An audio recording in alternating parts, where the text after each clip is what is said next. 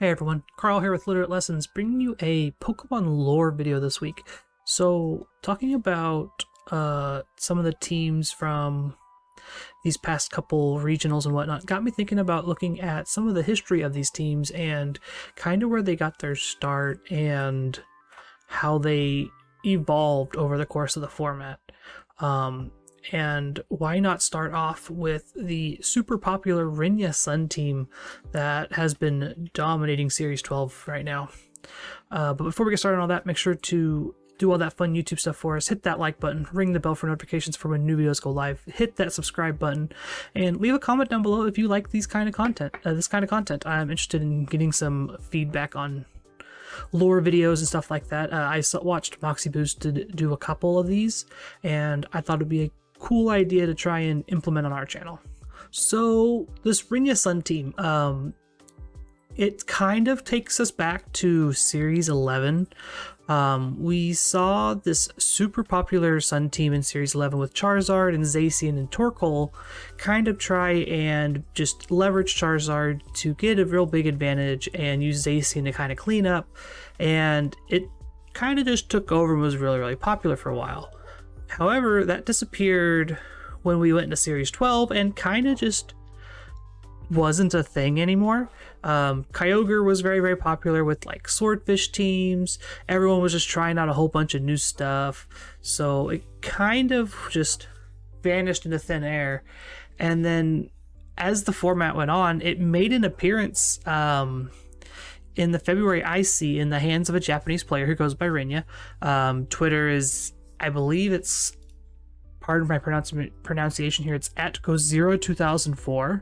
Managed to hit 6th place in the February IC with like 1,890 points or something like that, and it was really good. It was really unique. We hadn't really seen anything like it since that Zacian Charizard team in Series 11. This team is leveraging Groudon as your Sun abuser instead of Torkoal. You have Gastrodon, Incineroar, Charizard G-Max, Grimmsnarl, obviously Zacian, and it was so similar to that Series 11 powerhouse team that it kind of took players by surprise again.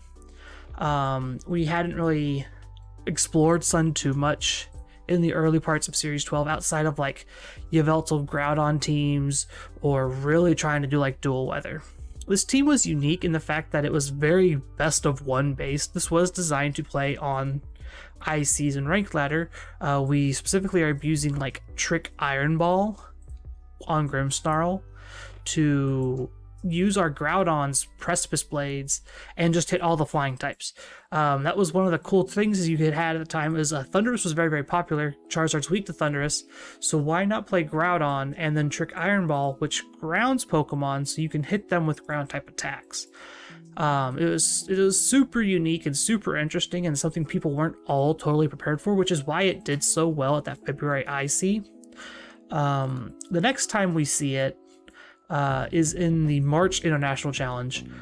This is, I believe it is the weekend before Salt Lake City when this is going on, and JoeUX9 played it to a 2nd place finish, and there was a couple other top finishes in the top 16 with this team. Pretty similar squad.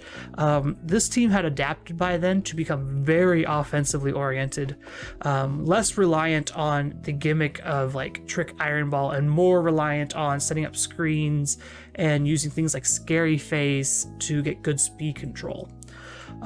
We still kept the AV Groudon, we kept the Zacian. Charizard's item was Lumberry still at the time, which as the format adapts, and we kind of look at it here in a little bit later, we see that Lumberry just disappears entirely. Shukaberry's Incineroar and Leftovers Gastrodon were still the same from the previous Rinya Sun team, and overall the team just is really solid. It always has felt really good. It looks really good on paper, and there wasn't a whole lot that could actually effectively deal with this version outside of very powerful rock type moves. Move on to Salt Lake City, and we see the Sun team pop up a ton. We know that the winner of that team, Chongjun, his Charizard was Charty Berry, and that ended up being what was just the big backbreaker of that event. Chardyberry Charizard ended up just sweeping through all the other Sun teams and was winning mirrors left and right. Chongjun went undefeated through Swiss, went 8-0, beating the likes of like Aaron Zhang and some other real good players there, and then went through and just destroyed Top Cut. Chongjun's team kind of started to get really popular. We see it a ton on ladder now. We've seen it a ton on other events. It went and won Liverpool. It's also won the wide tour, if I remember correctly, which is another big grassroots tournament. I believe it went and won in a Taiwanese tournament as well.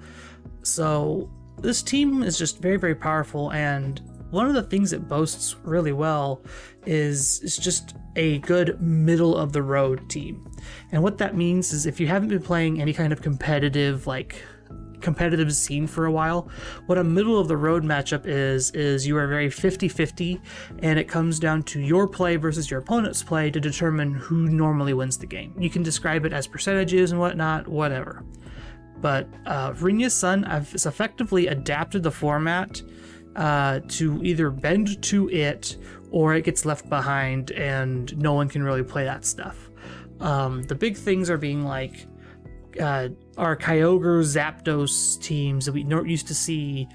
Those are pretty much gone because Zapdos is terrible into Gastrodon and Groudon. They have foregone Zapdos and are playing Kartana and Regieleki now, something that's faster and has a little bit more utility in other matchups besides that.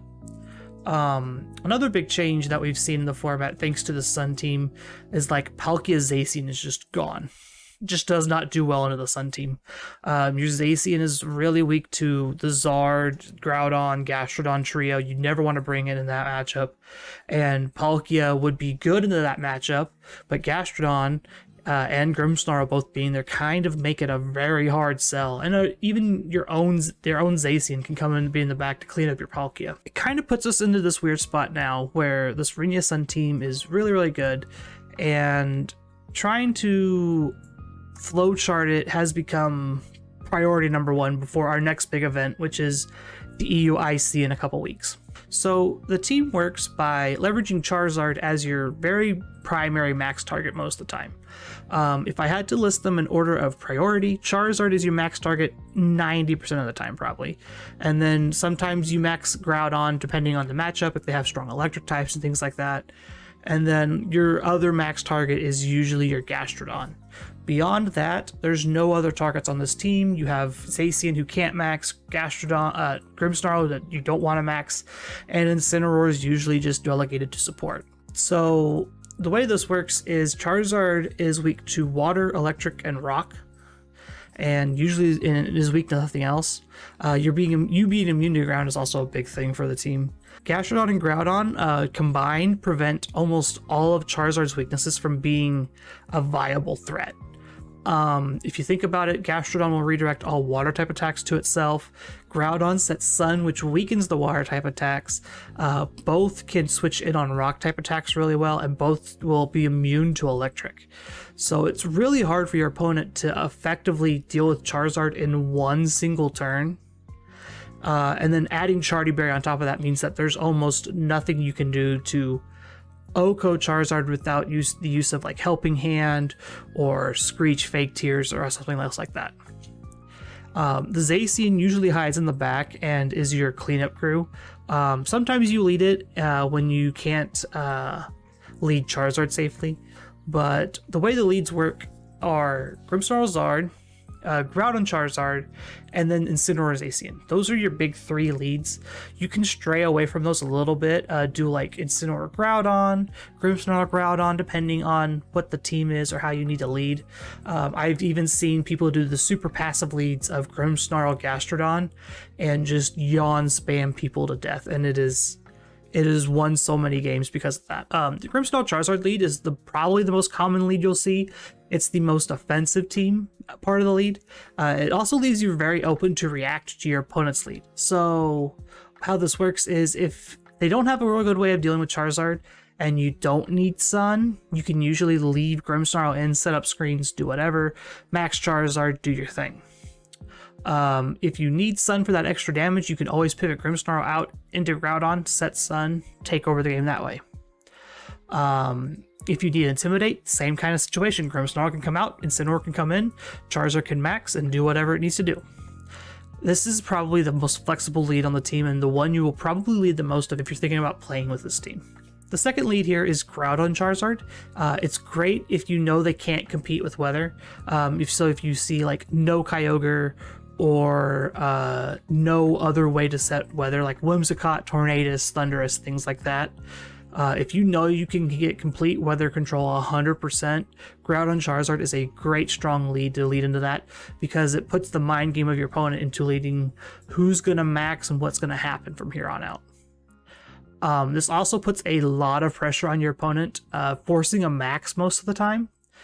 So if you can play super safe around that max, maybe pivot Charizard out into Incineroar or into Gastrodon or whatever you need to, you can bait a max out and probably stall their max out fairly effectively, and then set up and go into your own. The last lead, Incineroar Zacian, is very rarely used, but is there for when Zard isn't good. When you don't want to lead Groudon and Zard isn't what you want to do, Incineroar Zacian is probably the safest lead you can do. It's not as flexible as Grimmsnarl Zard or Groudon Charizard, but it is probably one of the more powerful leads. You don't think about Intimidate, Fake Out, plus Zacian being good in a format full of opposing Intimidate and things like that, but people are going to be more likely focusing on beating Charizard than beating your Zacian. And you can abuse this fact with this lead. Counters to this team are really hard to find. As I mentioned earlier, it's got decent matchups against pretty much everything in the format. We've seen it beat Kyogre teams with proper pivoting. You can beat the Calyrex Ice Palkia teams. Calyrex Shadow can kind of be an issue sometimes, but if the player knows what they're doing, you can easily pivot around that and deal with it effectively. The big things I think would give you trouble are specifically opposing Groudons, Landorus Therian, and maybe Regieleki or Thundurus. Those are the big four that I would think that you really want to know how to beat and have a game plan for, because otherwise those four Pokemon will usually tear your team apart fairly effectively. Groudon, of course, is Groudon. The bulky Groudon sets are really good at dealing with Charizard. If you can somehow like get Groudon to a point where it's not doing as much damage to your Zard, maybe take it out in 2 hits, that's always a good plan for you. If you are playing against like an opposing Landorus T, this is another one that's really scary sometimes, because Landorus Therian can OHKO you through Chardyberry if the team is set up correctly. So something you have to be aware of there, and you may have to respect more than you give it credit for. Thundurus and Regieleki are usually better matchups. Groudon and Gastrodon in the back usually deter most of these Pokemon away, but occasionally people will lead Thundurus expecting you to lead Incineroar, and so if that ends up being the situation, you'll have to pivot around effectively and stall out the Thundurus very well. And that's kind of all we got about the Rinya Sun team for now. This has been probably one of the more format warping teams we've seen since like Series 11 Sun. Overall, this team again boasts really good matchups. If you're interested in playing it, there's a million versions of this team out there running around. I have my own rental code for LRL. It'll be down in the show notes below if you're interested in looking at the description for that. I want to thank y'all for hanging out and listening to me ramble about Rinya Sun. These lore videos are kind of fun. It lets me kind of look into the nitty gritty of a team and kind of explain how it works and where all the choices came from. Again, leave a comment down below, hit that subscribe button, leave a like, and all that fun YouTube stuff. And we will see you all tomorrow with the podcast episode. Bye, everyone.